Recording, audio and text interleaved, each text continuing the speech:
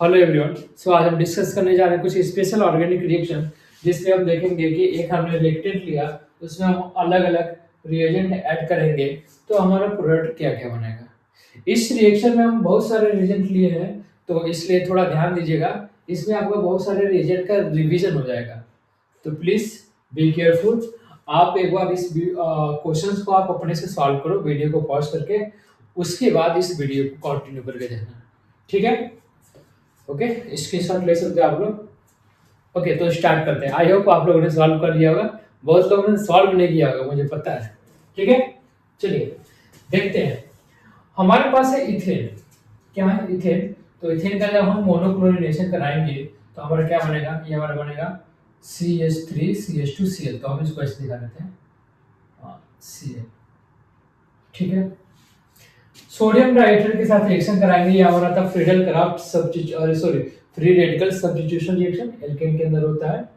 और हम dry ether के साथ अब इसका रिएक्शन कराएंगे, तो ये हमने पढ़ा था कि ये होता है आपका वुड्स रिएक्शन। इसमें दो एल्काइल हैलाइड को रिएक्शन कराते हैं, सोडियम डाइहाइड्रेट के वजह से दोनों कंबाइन हो जाते हैं। तो हमारा इसमें बनेगा 1 2 3 4 प्रोडक्ट। दो ऑलरेडी इसमें था, दोनों कंबाइन हो जाएंगे, इस एंड से कंबाइन होगा ऐसे, एक और Cl आप कैसे बन जाएगा? तो बनेगा 1 2 3 4 बना हमारा ब्यूटेन। ठीक है, अब फिर हमने इसमें Cl2H से रिएक्शन कराया है। मेजर प्रोडक्ट हमारा बना C। तो C का मेजर प्रोडक्ट क्या बन सकता है? एक तो Cl यहाँ पे लग सकता था और एक Cl हमारा यहाँ पे लगेगा। तो इसमें जो मेजर प्रोडक्ट आएगा वो आएगा सेकेंड डिग्री वाला। ठीक है, तो मेजर प्रोडक्ट इस वाले में आएगा आपका ये C। अब एल्कोहलिक केच हमने लिया है। एल्कोहलिक केच हमको पता है क्या करता है एल्कोहलिक केच? एल्कोहलिक केच आपका कराता है E2 एलिमिनेशन। क्या करता है? E2 elimination reaction. और आपका बनेगा कौन सा प्रोडक्ट? Substitute product. तो मोर सब्स्टिट्यूटेड एल्कीन बनना चाहिए। तो अल्फा हाइड्रोजन देखना है, हमारा अल्फा हाइड्रोजन इधर भी है और इधर भी है। इस वाले से आपका मोर सब्स्टिट्यूटेड एल्कीन बनेगा, जो कि बना आपका ये है डी। अब इसके हमने क्या किया? S3+ का मतलब हम यहाँ पे हाइड्रेशन करा रहे हैं। क्या करा रहे हैं? हाइड्रेशन। तो इसमें क्या होगा? पहले तो S+ जुड़ेगा तो बनाएगा वो कार्बोकेटाइन, और कार्बोकेटाइन पे हमारा यहाँ पे बन सकता है या यहाँ पे, दोनों सेम है। और फिर हमारा पानी में अटैक कर देगा तो बन जाएगा हमारा एल्कोहल। क्या बन जाएगा? बन जाएगा हमारा एल्कोहल। उसके बाद हम पीसीसी कराएंगे। तो पीसीसी हमारा क्या? आपका एक माइल्ड ऑक्सीडाइजिंग एजेंट है। तो एल्कोहल को किस में कन्वर्ट करेगा? आपका 2 डिग्री एल्कोहल को कन्वर्ट करता है आपको किसमें? कीटोन में।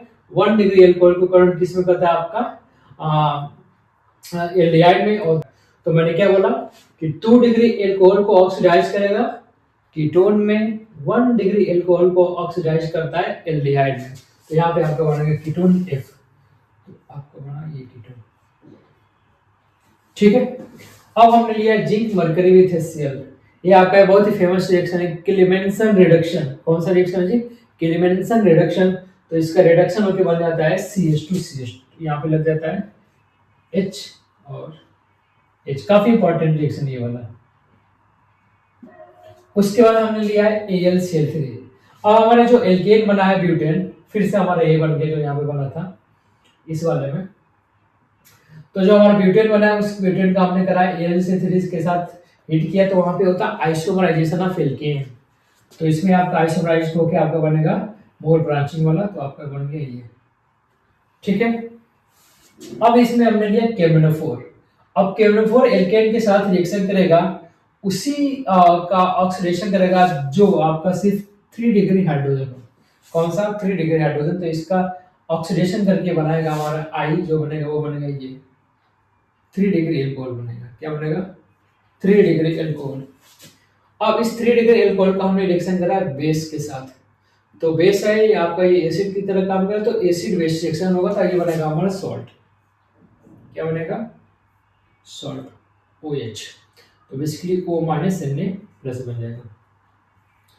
अब थोड़ा ध्यान दीजिएगा,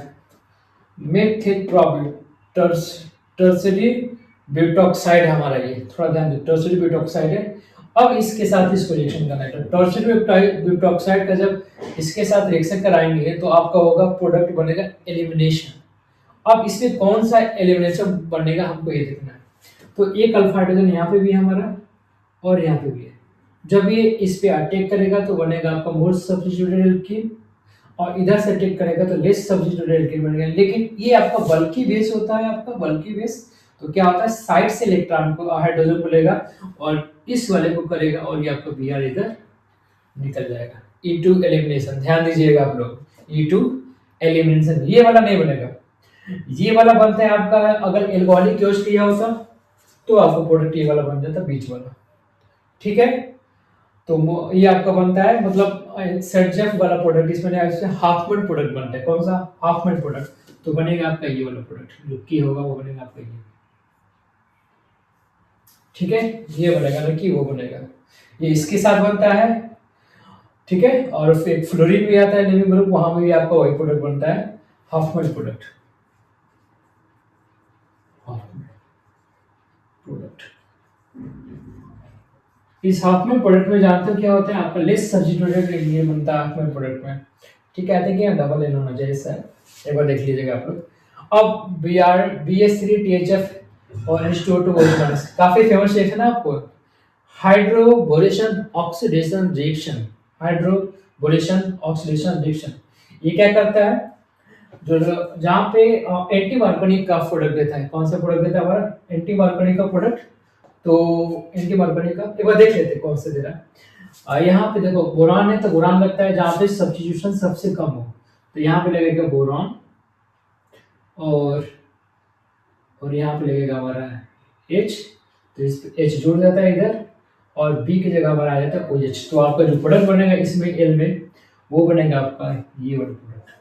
तो OH कहाँ जुड़ा जी, यहाँ, सही है आपका। ये कौन सा प्रोडक्ट बना, एंटी मार्कोनिक का प्रोडक्ट बनता है, किसमें, हाइड्रोबोरेशन ऑक्सीडेशन में, HBU ऑक्सीडेशन में कौन सा बना, एंटी मार्कोनिक का प्रोडक्ट। नेगेटिव चार्ज आपका इधर गया।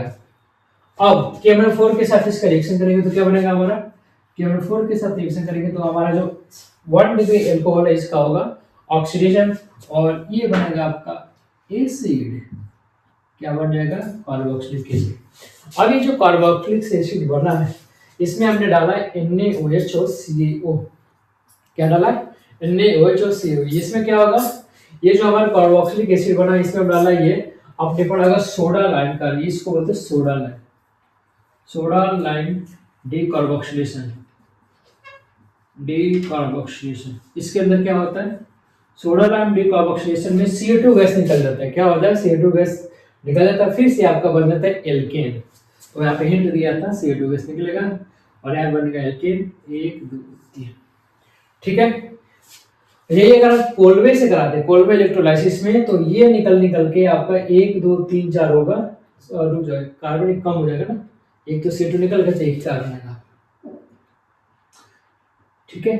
अगर इसी को हम कोलवे इलेक्ट्रोलाइसिस कराते तो क्या होता है, ये मतलब 3 कार्बन आपस में कंबाइन हो जाते हैं और 2 CO2 हमारा गैस वहां पे निकल जाता है, ठीक है। तो हमारे सोडा इस वाले से हमारा ये होगा, वहां पे R जुड़ जाता है, ध्यान दीजिएगा, वहां पे R कोलवे वाले, इस वाला प्रोडक्ट बनेगा ये 3 कार्बन, तो आपको बना प्रोडक्ट ये, और ये बना CO2, 4 कार्बन था, 1 2 3 4, ये बन गया CO2 में, और ये बन गया हमारा एल्केन, ये हमारा प्रोडक्ट बन गया प्रोपेन।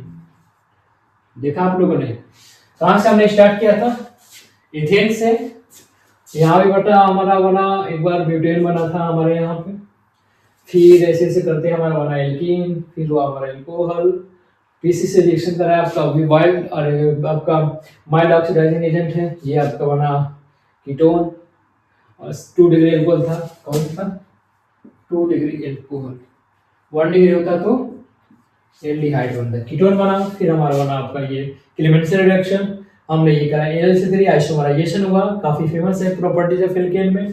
फिर हमने KMnO4 से रिएक्शन कराया 3 डिग्री एल्कोहल की, और 3 डिग्री हाइड्रोजन की वजह से इसका हुआ है ऑक्सीडेशन, ना कि 1 डिग्री का होता है ना कि 2 डिग्री का होता है, सिर्फ 3 डिग्री का।